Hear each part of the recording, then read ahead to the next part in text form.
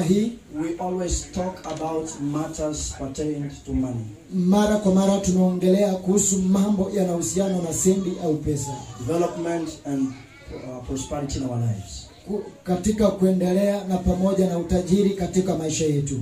Every pastor finds it difficult to talk to the church about money.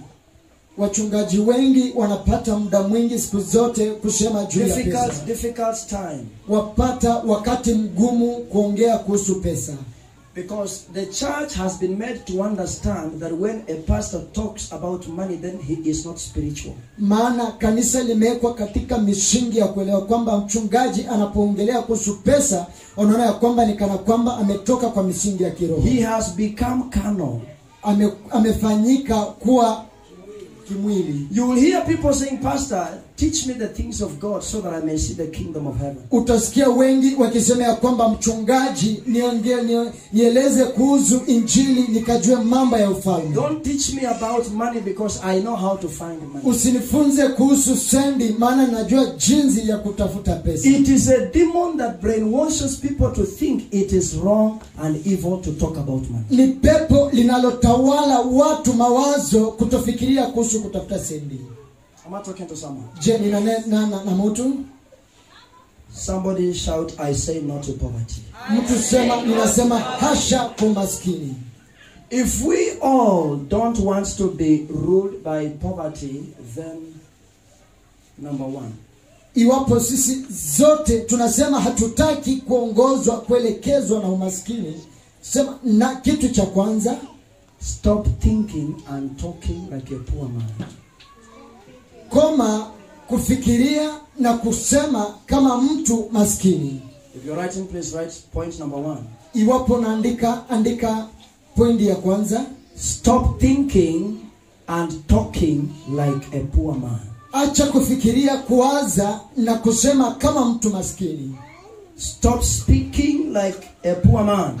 Acha kusema kuhusu mtu hohehahe. Poverty thinking and poverty talking leads to poverty believing. Kusema kwa umaskini na fikra za umaskini, mwisho wake ni umaskini. They make a Christian to be addicted to poverty. Vyote vinafanya Mkristo kukua katika hali ya umaskini. And everybody that has been addicted and has embraced poverty, na kila mtu ambaye ameathirika na umaskini na kufinyiliwa na hali ya umaskini, they are very judgmental people. Ni watu mara kwa mara wa kufanya nini? Wa kuhukumu. They judge the rich as wicked people. Wanahukumu matajiri kama watu wa hofu. When you talk to them about money, they will tell you, I am okay. Unapokuambia kuhusu pesa, utasema niko sawa. They will tell you, as long as I have Jesus, I am okay. Watakwambia mradi tu nina Yesu niko sawa. It's a true statement. As long as you have Jesus, you're okay. Ni msemo ambao ni wa kweli kwamba kweli uwapo na Yesu uko sawa. But you are struggling within that Jesus. Lakini unang'ang'ana humo kwa ndani mwa Yesu. So I pray for someone this morning that poverty shall be put far away from you. Kwa hivyo ninakutabiria kwamba umaskini utawekwa mbali na wewe kwa jina la Yesu. I say lack and want shall be put far away from you. Nasema ukosefu utawekwa mbali na wewe kwa jina la Yesu. Kila pepo la ufukara na likahame kwako katika jina la Yesu. Numbers 13 verse number 26. Hesabu 13 mstari ukiwa ni wa 6. 26. Mstari wa 26. Numbers 13 verse number 26. Hesabu 13 mstari wa 26. This is a story of the Israelites. Hii ni historia ya Waisraeli who were to enter the land of the promise. ambao walikuwa waingie katika nchi ya agano. So Moses sent a number of them to go and spy the land. Kwa hivyo Mungu akatuma Musa akatuma wachache wao kwenda kupeleleza nchi. So that they spy the land and see if the land is fruitful. Ili kwamba wakaipeleleze nchi wakapate kuona kama iko ni ya mazao. So we are reading from verse number 26. Kwa hivyo tunasoma kuanzia mstari wa 26. They came back to Moses and Aaron and the whole Israelites community at Kadesh in the desert of Paran. There they reported to them and to the whole assembly and showed them the fruit of the land. After wameenda, they surveyed the land. Just sit down so that you save my time. Baada ya hao kuenda, sit down so that you save my time. Baada ya hao kuenda, please mpigie makofi kwa kazi nzuri. The moment they arrived, they came back bringing a report to Moses and Aaron and the team at large. These were the 12 tribes of Israel. Maana katika kila kabila kulitolewa mtu mmoja atumwe aende akapeleleze. Kabila la Yuda lilikuwa na mtu wao. And every other tribe had a representative from the Israel family. Ili ya kwamba akaende alete ujumbe kwa niaba ya their own tribe. And as they came, verse number 27, they gave Moses their account. We went into the land to which you sent us, and it does flow with milk and honey. Here is its fruit. Verse number 28. But the people who live there are powerful, and the cities are fortified and very large. We even saw descendants of Anak there. 29. The Amalekites live in the Negev. The Hittites, Jebusites, and Amorites, and all the Tites, okay, live in the hill country. And the Canaanites live near the sea and along the Jordan. Verse number 30. Then Caleb silenced the people before Moses and said, we should go up and take possession of the land, for we can certainly do it. Amen. Verse number 31. But the men who had gone up with him said, we can't attack those people. They are stronger than we are. Verse number 32. And they spread among the Israelites a bad report. Every agent of bad report, I declare, may God scatter them. Amen. They said, the land we explored devours those living in it. All the people we saw there are of great size. My question is, if the land devours the people who live there, you went there, and how did you see people there if the land devours the people? Then that means huo mji haufai kuwa na mtu hata mmoja. Kwa sababu mji wenyewe unakula watu wanaoishi ndani ya mji. Na nyinyi mumeenda mukaona watu. Na nyinyi ni watu mumerudi. How did you make it to see them, and how did you make it to come back and bring the report? Kwa sababu kama mji unakula watu wanaoishi kule na nyinyi mmeingia kule, basi nyinyi pia mnafaa kuwa mumeliwa. But you have come and you're telling me that you have seen people there, but the land devours the people who live in the land. Verse number 33. We saw the Nephilim there, the descendants of Anak come from the Nephilim. That is, we seemed like grasshoppers in our own eyes.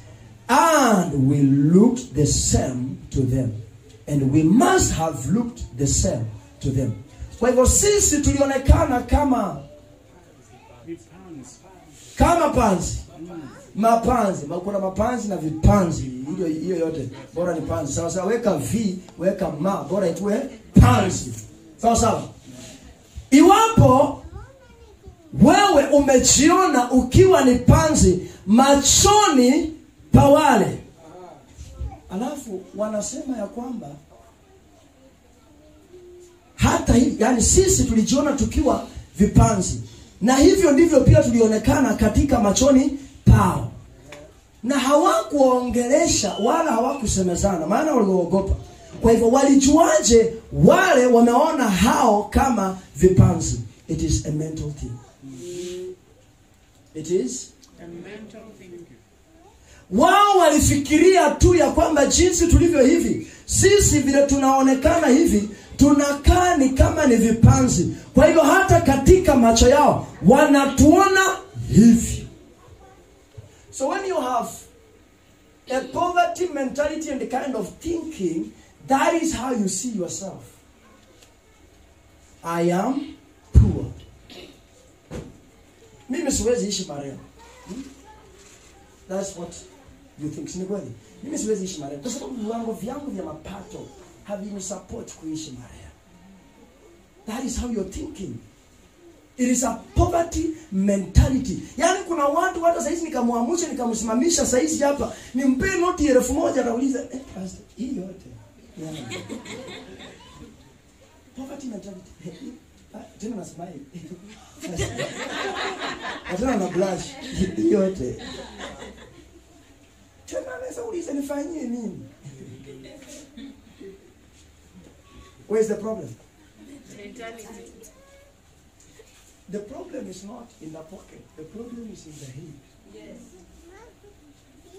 You have never seen yourself handling just 1,000 ikikuja free of charge. No labor. Unapewa ya bure. Ujafanyia kazi. You have never seen that in life. And so your brains, your mentality tells you that you don't qualify to receive 1,000 free of charge. Kuna watu hata hapa saa hii nikiwapeleka hapa town boutique nikumwambie chagua suti 10,000. Hata tena na umbele na investor. Mubi asara. Sio fare suti 10,000 tu. Hata past 8,000. No neno ya 10 pastor. The problem is in the head. You take yourself as a very poor person. You cannot afford this suit, so you don't deserve it. I pray for someone today. You will be thinking great. Amen. You will be thinking big. Amen. Hello. So don't just see yourself around Jemkube. It's not that to go there. We go there. I personally go there. I pick some stuff from there. But don't see yourself always there. There are things you get from there, and there are things you see get from the shop. Yes. Reasonable things, good things, nice things. So see yourself there. Don't see yourself behind. Usijionange tu ati viatu ya leather ni ya wadosi. Oja plastic kama ya hivi. Tena si viatu tu. Raba ya watoto kufuta pensili shuleni. Tuk. Hizo ndizo unaona zinakufaa. Begin to see yourself above such like levels. Just see yourself putting on nice shoes, nice dress. Hata hairstyle. Wewe pia unaweza tengeneza tu kichwa na 2,000 na sio tena kufanya harusi. Umetengeneza tu hair style, fashion mzuri. Yeye jirani yako kama anakaa ni mama na amenyoa mwambie utashuka usijali. See yourself there. Wakati wana wa Israeli walipoenda kusurvey mji wakarudi na hiyo report mbaya kwamba tulijiona, that is what made them not to go. God said no, enough of this nonsense. We can go there and we can take over the land. The secret is one. If we go there at once. Tutoke tu mara moja. Yani, this is what I normally say. At once. Kama ni tukufe mara moja. I love the spirit in him. He says, if we go in at once, yani tukivamia mara moja, sisi wote na wadogo, msiogope, twende wote mara moja. Tutapata ushindi. Aliona asali, akaona maziwa, akaona matunda. Yeye kwa macho yake hakuonako au majitu. Lakini kuna watu hapa ambao waliona hata na achaza kusoka anaona. Akienda supermarket anaona. Alidelmonde kila kinywa bainda. Disekena inywera za kana inywera homa ikasi mwesikira no chaso koshe juice mu fridge. Poverty mentality, thinking poverty.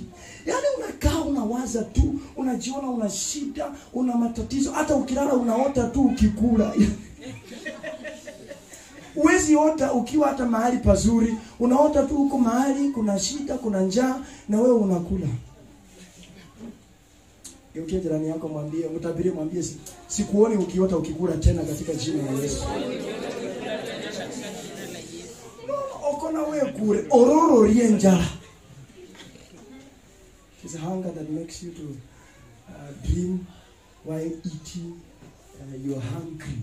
So when you change and shift your mentality and begin to see things in a different direction, you see yourself as a great man. You see yourself as a developed man, a built-up man. There is no way life will go backwards. This is what it means. The power of imagination brings things into real life. The power of imagination brings things into real life. Ukiweka kitu katika mawazo yako na ikawe ni kukiwaza kila wakati, eventually you become the thing that you are seeing in your mind. And whatever thing you can't see in your mind, you can't see it on the ground. Glory be to God. You shall not think like a poor woman in the name of Jesus. Amen. You shall not think like a poor man in the mighty name of Jesus. Amen. See yourself also sitting with the great. See yourself also celebrating with the great. Also laughing together with the great. Wacha kujiisolate, kujikalisha peke yako, unakaa shida tangu asubuhi. Kuna mtu natokana kwa nyumba asubuhi nikija kwa maombi kila siku asubuhi nampata kwa mlango. Siku nyingine nilikuwa na pastor nikauliza, mama alipigiwa misumari hapo. Asubuhi anaamka tu anakaa kwa mlango. It's a dangerous life. Even if you don't have work to do, find something to keep you busy. Your brains will begin to think right. Am I talking to someone? Yes, so don't think, usiwaze kama mtu ambaye hanavyo. Olimbanacho, tata ba horanga olimbanacho na lishina ba wambanacho. Yani mbanacho sendi bale. Mbanacho and mbanacho. So change your name and be telling people Ndinacho. Ndinas? I don't carry myself like a fool. Carry myself like I know the God I serve. Huh? Like I do what? Like I know the God I serve. Position yourself there and claim that position by faith. God will cause things to come to you. In the mighty name of Jesus Christ. Amen.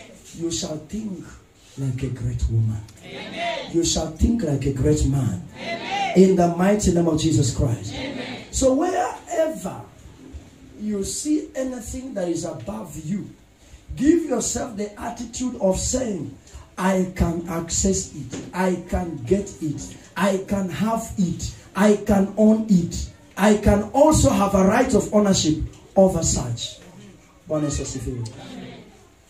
sit here and frustrate the vision that we have as a church, because we don't see ourselves this small. We don't see ourselves in this state. We don't see ourselves in this sheet. We see ourselves beyond. Yokia jirani yako mwambie hii kanisa sio vile unaiona hivi. Mwambie hii ni kanisa tajiri.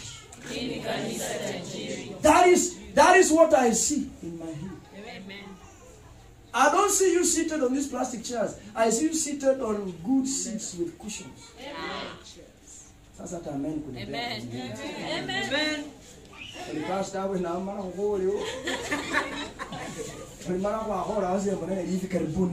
Now I can read your mind. That's what you're thinking.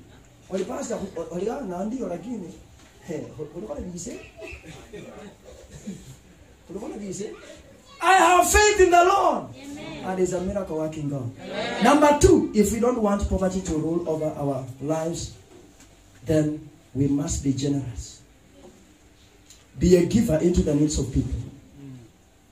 Be what? A giver. Just be generous. Kuwa tu mtu ambaye unapeana. Unafanya nini? Ya mkarimu. Thank you so much for that translation. Kuwa mtu mkarimu. Mtu mukarimu. Let's get our strength from the Bible. Proverbs 11 verse number 24. Proverbs 11 verse number 24. I'm reading from the NLT, that is New Living Translation. Proverbs 11:24. New Living Translation. If you're there, please say amen. I want us to read together the moment you get there. Proverbs ama Mithali 11:24. Give freely and become more wealthy. Umesikia hiyo? Yako inasemaje? Let's read yours. 1, 2, 3, go. There is that scatters and yet increases, and there is that withholds more than is meet, but it tends to poverty. Good. My New Living Translation records, give freely and become wealthy. Be stingy and lose everything. Amen. Verse number 25. The generous will prosper. Amen. Those who refresh others will themselves also be refreshed. Amen. So be generous and you will prosper. Be stingy and lose everything except nothing. Mtu ambaye ni mchoyo atapoteza kila kitu. Mchoyo. Acha nikuelezee vile mchoyo wana behave. Sawa sawa. Mtu mchoyo atakangi hata kaugali kaanguke chini. Huyo si ati ni mtu ako economical. Mtu mchoyo. Hata hachiri zina hakwa skuli makunina za moya kama sana. Mtu mchoyo. Wakati unampatia chupa kama ya yogurt, sawa sawa, practically shake the bottle with me, sawa sawa. Alafu ukisha shake, kwa sababu iko na bacteria ina build gas ndani. Wakati unafungua ina pop. Alafu inafanya nini? Inamwagika nje. Mtu mchoyo analamba. Hivyo ndivyo unafanyanga. So, let me show you the end result. How he or she will lose everything. Wakati analamba, anainama kwa chupa hivi.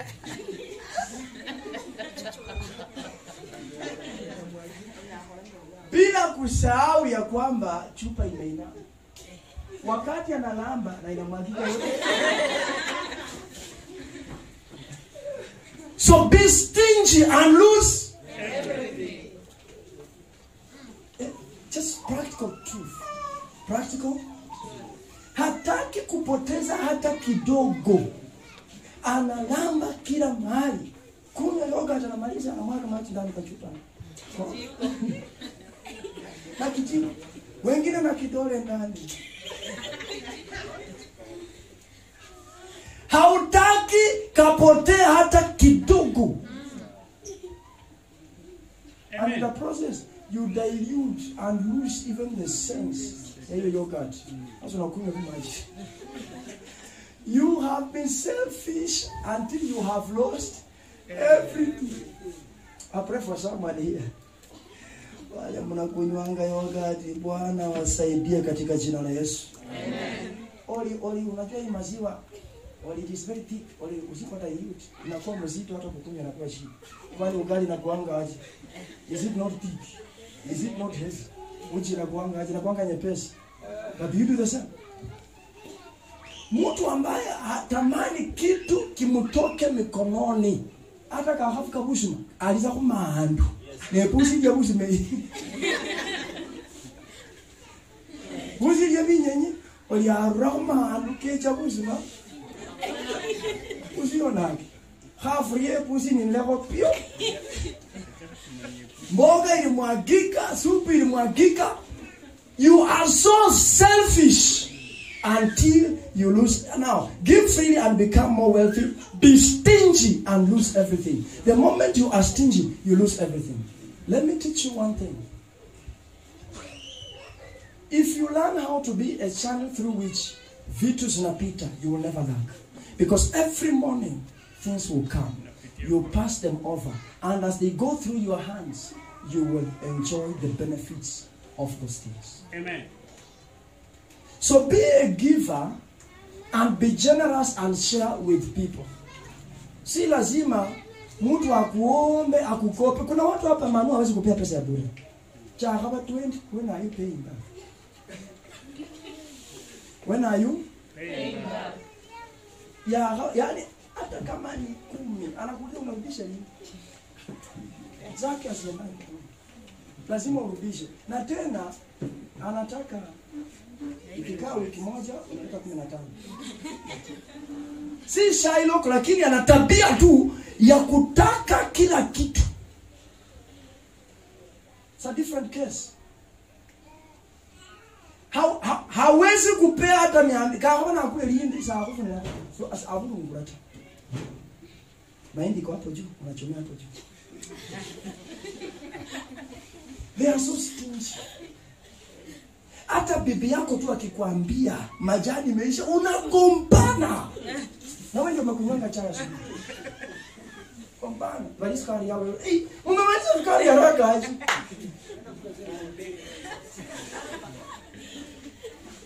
They are men of this nature, very stingy.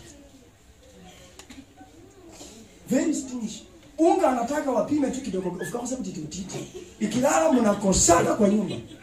Ulikuja bure hapa, amingira ngangana na ku eseo nduru ndane huo nakabushi munju, unaharibu chakula. Ulimoku musasie wewe cha kusasia bintu Mungu. Ulibufu bululu wafuka bushi mabululu ila alimeweka nini kwa hiyo unga. Na unga imeoverstay imeoza. Anaanza kugombana tena. They are very stingy people. Now you become stingy, you lose everything. Inaoza mpaka hata ukipea kuku haikuli. Stingy. Kutananga tu mtu kwa barabara hata anamwambia let me buy you lunch. Si useme haleluya. No. Get someone lunch. Kaa tu na mtu mahali, saa zingine just call someone mwambie I just want to see this long since I saw you. Kaa na yeye mahali kwa hoteli, peleka yekero, choma nyama. Mpatie aku. Nyambo litamba alibana. Wao ni kamuji. You see the way you come. If you don't eat with people, the day you will lack, no one will eat with you. I've learned this secret. Anywhere there is need, and I have the ability to facilitate, I will be there. I'll be where? There. To make sure that we eat. There are times, ukienda hapo juu, kwa stage ya bodaboda, uambie nipeleke kwa pastor, sina pesa watakupeleka bure. Why? I paid in advance. You understand me? Those guys find my wife on the road coming to town. Mama tukubebe. Anasema mimi natembea. Hapana wewe pastor ashalipa. Wewe tunakubeba tu bure. Pastor ashalipa. Why? Because I meet them and they are like, Pastor, Mr. Sita, kupange line, uwe Holland. And I'm like, Asita sa mwenye chinga, Pastor 2020, panga line. Chika. And I go my way. Mimi si MCA na sipangi kusimama kitu chochote cha kisiasa. I'm just eating with people. Doing what? Nikipita tu hapo anakimbia na pasi. Unaenda wapi? Tukupeleke. No, natembea. Hapana pasa wewe tembea. If I'm carrying anything, they will help me carry it. Why? Because they know this man, just sitting around him, there are benefits. So anytime, even when I'm away, I call. Napigia bwana namwambia, kimbia kwa Ibu, nunua nyama, peleka kwangu nyumbani. Kwa pesa yake anaenda ananunua, anapelekea mke wangu kwa nyumba na anarudi tena. Pastor hanangashi atafanya nini? Atalipa. Uliza jirani yako, uko na madeni ngapi ya boda?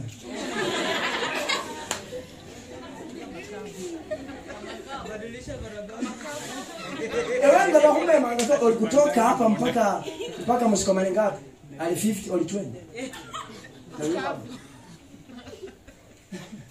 Nikakola zari na wiha osia 20. Olinalipanga hii. Ali situli wala 50. Ukitaka nirudishe huko. Nikuje na ule ananiletanga na 20. Ile siku utapatwa na shida kwa barabara. Huyo jamaa akikuona hivi, hata kama ndio umekanyagwa na trailer mguu, God forbid. Saribi ndio. Anakumbuka hiyo pesa na anasema, "Huyu hata ukimsaidia unachoka bure." Wewe kama umi. And you will struggle for the rest of your life because you don't eat with people. So be stingy and lose everything. There is no benefit you get in life if you are stingy. Trust me. You will never get anything. Bakule changa WhatsApp group bali changa pesa ya matanga una exit. Nimekuona? Nakuona hapa ndani tu. Una exit WhatsApp group ya matanga. Wewe utakreate nyingine hadi mchanga. Unaona wacha ngorama zuri ali. Aisa impact. Ndani umetengeneza WhatsApp group ya watu 200 lakini ulimosa wengi wanachat. Unajichatisha. Good morning, brethren. No answer. Good evening, friends. No answer. Nobody responds. Can we please contribute? Unaanza kuexit. Kwanza ukiongea utapo kwa pesa. Ewe changa na husabifu. You're asking money. Asking for money from us. Who has ever eaten your money? Uliza jirani yako. Nani ambaye kula yako? Kama hakuna mtu ambaye kula yako, sahau na wewe kula ya watu. Is it Luke 6:38? Do what? Give. And he shall? The same measure? Well pressed, shaken together? Shall men. Not God, shall men. Geukia jirani yako mwambie hawa men ndio wana pesa. Mwambie hawa men ndio wana vitu. Sijasema ati men wanaume, nimesema men as a human being. I'm not talking about gender. I'm talking about people. Mwambie watu ndio wana vitu. Something surprising. You check that scripture. There is no God anymore. Yeah. That's people. Hakuna Mungu mahali. Amesema shall men. Sasa hata saa zingine when we say peana itakuana kwa saa zingine it's a scam. Saa zingine it is it's a scam project. But the truth is that when you share with these men will be there for you whenever you need them. Amen. So wakati watu wana create WhatsApp group ya harusi, Peter changa pap, okabulu create hiyo on Facebook uchangira masikira kuchanga. Amen. Ukikaa tu hapo mimi bado sijafika kuoa. Utafika tuone wangapi wamefika. Nobody will give you contributions. Nobody at all. Ona changiza hii mapema. Changa kama 50 or more. Push it there and just keep calm. Bwana Yesu asifiwe. I've learned this. If you put me into any WhatsApp group, hata kama sina pesa kuchangia hiyo kitu, siwezi toka. Vamos. Wana post na soma. Na comment na soma. Comment. I'm always a passive audience for groups. Just walking through, seeing what is happening. If I'm able to support, I will support. I'm always the last person to go to a group. Now, wasipo delete your group, niko tu ndani. Wasipo delete, trust me. Check my WhatsApp. I'm in too many groups. You know, they don't cost me anything. So when you make a bundles, you can decide to read or not to read. But exiting the group is a proof ya kwamba you don't need me in life. So the day you will need me is the day I also not need you in life. Am I talking to someone? Yes. So just learn how to eat with people. Proverbs 11:24 again, give freely and become more wealthy. So open your hands to be a giver. Give freely without conditions. Achana kuweka conditions in the area of giving. Bwana Yesu asifiwe.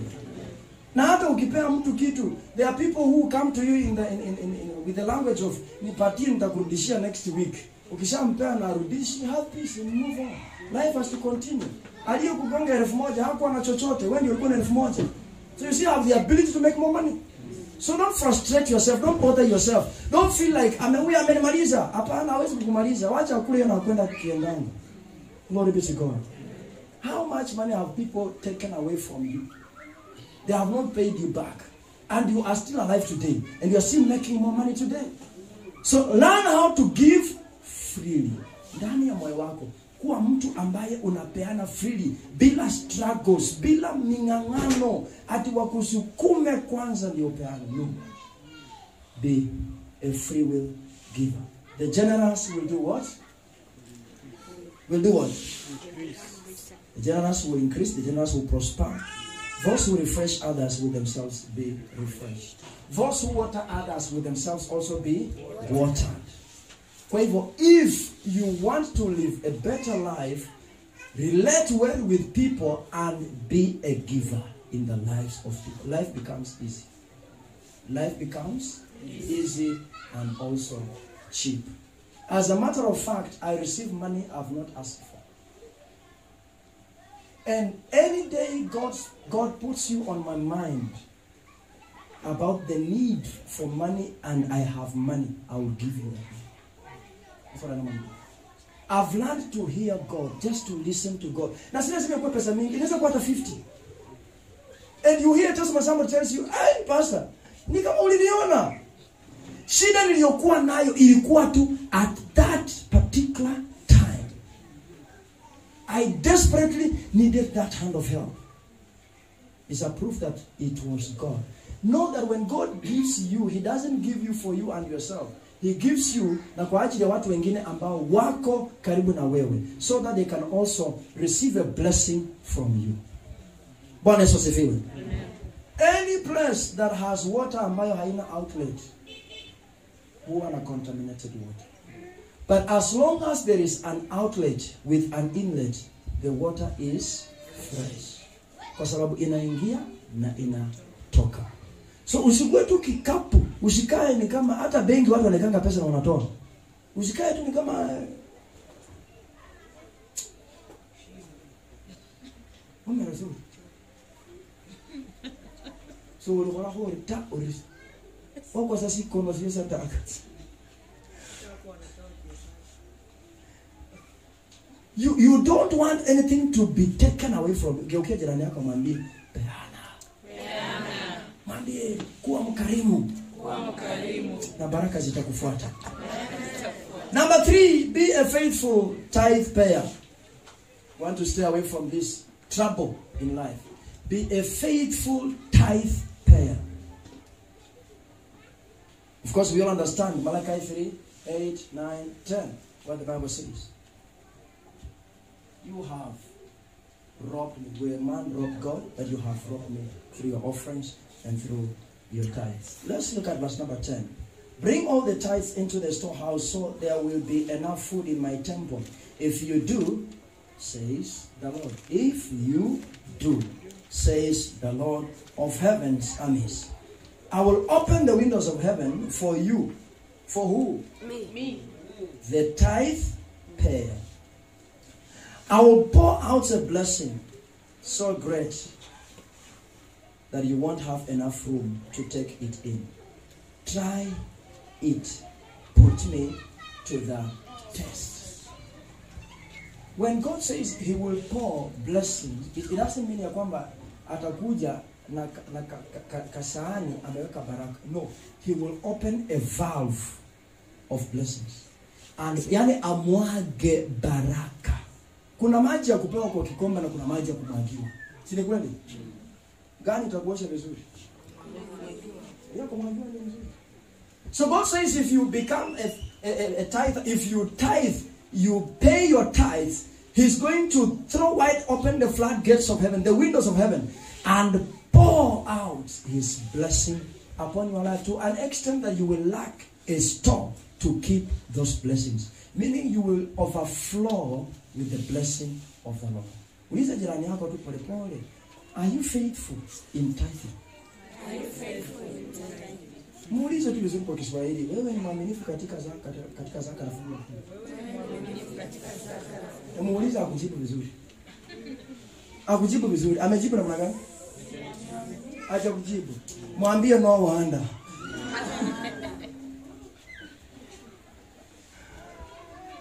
If you are a faithful tither, God God rebukes the devourer, and the enemy does not come to steal anything from you. If you eat tithes, and God says tithe belongs to the altar, what you're simply doing is that you are eating a portion that belongs to the altar, which carries a curse within itself. And God demands, He claims that which belongs to Him. I said this some other time.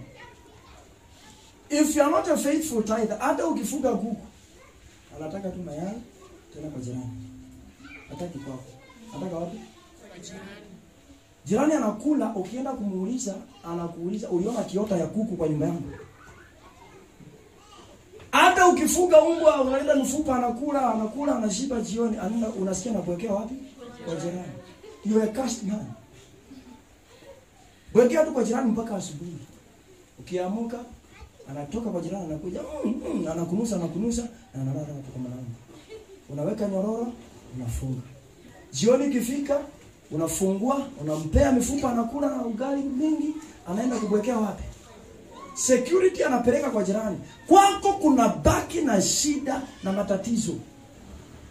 Unajenga nyumba mzuri, unasema nimefinyika. Geukia jirani yako mwambie waache kufinyika. Unajenga nyumba mzuri, a very nice house, a permanent house, na mabati mzuri, roofing, mbao mzuri, na mvua inakuja na inang'oa roof. Inang'oa roof. Kwa sababu ulikataa kulipa fungu la 10, ukafikiria hiyo pesa ambayo inafaa upelekee Mungu kwa madhabahu inafaa ijenge kwako. So God comes like an auctioneer to collect what belongs to Him. Anatoa roof. Ndio anakimbia pastor. Nisaidie kama ombe. Simama na mimi. Hii lazima nirudi kwa pastor. Hii mawimbi ilikuja na iling'oa nyumba yangu na ya jirani ni ya udongo. Pastor, kwa jirani ni ya ndio ujue ni uchawi. Kwa jirani ni ya udongo. Tena imezeeka, hata mabati imetoboka na yake ijangolewa. Wewe jua ulijenga nyumba na pesa ya Mungu. So he has just but simply come to collect it. Ndio ujue. Mungu alisema ndio ujue haujui. So pay your tithes faithfully. And I want to encourage you to do this. Consistently pay your tithes faithfully. Tithes need 10% of your increment. 10% of the provision of the Lord over your life. Na mtu anauliza pastor, naweza tithe mabondi? Uliza jirani yako, why not? Muulize why not? Hiyo ni mazao ya shamba lako. Tithe out of it. Hata kama ni miwa kaolo umevuna, tithe out of it. Kuna mtu anaongelesha hapo. Hata kama ni ndizi umevuna, tithe out of it. Ulipanda kunde umeng'oa. Halo? Unanielewa kweli? Wakulima mko hapa wengi, lakini wanaanga tu mmoja wawili wanaleta hapa tumaini ya kunifunika macho. Ndio jirani yangu amekuanzia leo kwa mwaminifu. Mimi nakujua, najua shamba lako. Uwezi niambia ulipanda tu mahindi, akuota ya plot ukavuna gunia moja. Unaleta hapa korokoro 4. Na mimi nimepita kwako nikaona mahindi eka mzima. Kwani kwa hiyo eka ulivuna tu gunia? Halo? Nezemu plot funanga mukabili. Newe mweko. Amaka kitu sama lea. Please be faithful in your tithes. Katika profit ya biashara yako, bring your tithes faithfully. The Bible says bring the whole tithe, not part of the tithe, not a portion of your tithe, but bring the whole tithe, the whole portion of the tithe. Hapo ndio kuna baraka za Mungu zinashuka katika maisha yako. He says he will rebuke the devourer on your behalf and for your sake. Nothing shall by any means consume or destroy the fruits of your labor. Yaani hata miti ikiwa kwa boma haiwezi angusha matunda hivi hivi kwa sababu Mungu ameilinda, ana protect, haiwezi angaishwa. Bwana Yesu asifiwe. Amen. But as you continue to eat that tithe, you are not faithful in your tithes, frustrations will come. These are the reasons as to why people say they don't pay tithe. 1, pesa yangu hainitoshi. Ni kidogo. Na ndio sababu haitawahi kuwa ya kutosha sana. If you cannot learn how to be faithful out of the little that you have, Mungu hawezi kukupatia kikubwa. Kwa sababu akileta kubwa si ndio atakuwa jambazi mkubwa. Utaharibu zaidi.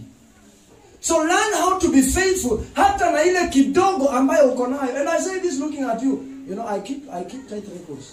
There are people here. If I check your records for the last 5 months. Yote tena yako muulize unaweza kuwa ni wewe. Muulize tu pole pole unaweza kuwa ni wewe.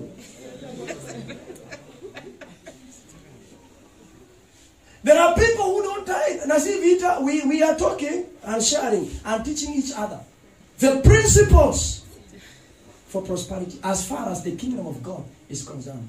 There are people, if I check my records, no Malabalia, Bezinga, Bakona, no, Korwa, Bezinganga, maji ya msaada, chakula ya msaada, marazi ya msaada, ama kuna vile wanapatanga pesa mahali wakifanya shughuli. Kuna mtu ananielewa? Be a faithful tither even as from now. If you haven't been faithful, be faithful. Over the little that you are faithful upon, Mungu atakibariki, kipanuke, kiongezeke. You become better and greater in life in the name of Jesus. So make it a personal duty to be a faithful tither. Isiwe ni kitu cha kusukumwa. Ati vile pastor amesema, hasa ndio unakangamka kwa usingizi, unasema hande homenia nimefunga maji. Next Sunday, the other month, 0, 0, 0. You are not a faithful tither. So don't wait for a preacher or a pastor kukusukuma ndio ukue mtu wa kutoa fungu ama zaka. Hakikisha kwamba it becomes a personal responsibility. You send yourself. Ujikumbushe mwenyewe ya kwamba it is my personal responsibility nilipe fungu la 10. Bwana Yesu asifiwe. Amen. I see being faithful in the mighty name of Jesus. Amen. Lastly, as we close, serve God with everything. There are things that will just live your life. There are some demonic forces ordained to consume your life. Demonic altars of poverty that were raised in your generation and in your family that are craving for your life. They are craving for your blood. They want to make sure that you also die in poverty. If you don't serve God with everything, then these things are going to be taken away by the altars of poverty and these demonic forces to frustrate you and to mess you up. Serve the Lord with everything. Proverbs chapter 3, verse number 9. Maybe in 10. A very common scripture. Honor the Lord with your wealth and with the best part of everything. Honor the Lord with your wealth and with the best part of everything. And when the scripture talks about your wealth, is referring to zile baraka ambazo Mungu amekupatia.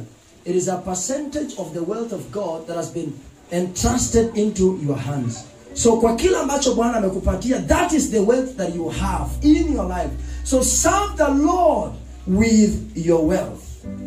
And the best part of everything. The best part of everything. So even when you're giving your offerings, give the best. Even when you're giving your tithe, give faithfully. Because it is in faithfulness that speaks about the best. And with the best part of everything, you produce. The best part of everything, you produce. Yani hata ukingoa mihogo, the best part of everything you produce. Kuna watu hapo nje, si hapo ndani. Wapi? Sema hapo nje.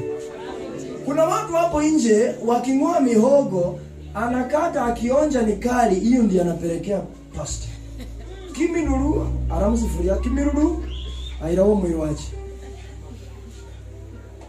Wako hapo nje, sawa? Hapa ndani wako. Wako wapi?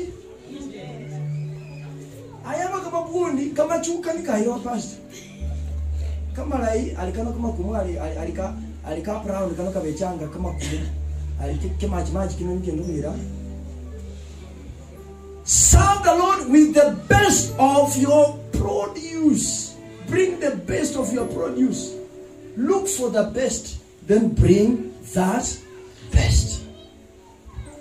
Then he will fill your barns with grain, and your vats will overflow with good wine.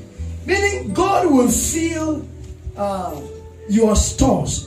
Gala lako litajaa na baraka za Mungu. Atajaza gala lako mpaka lifurike likaweze kumwagika.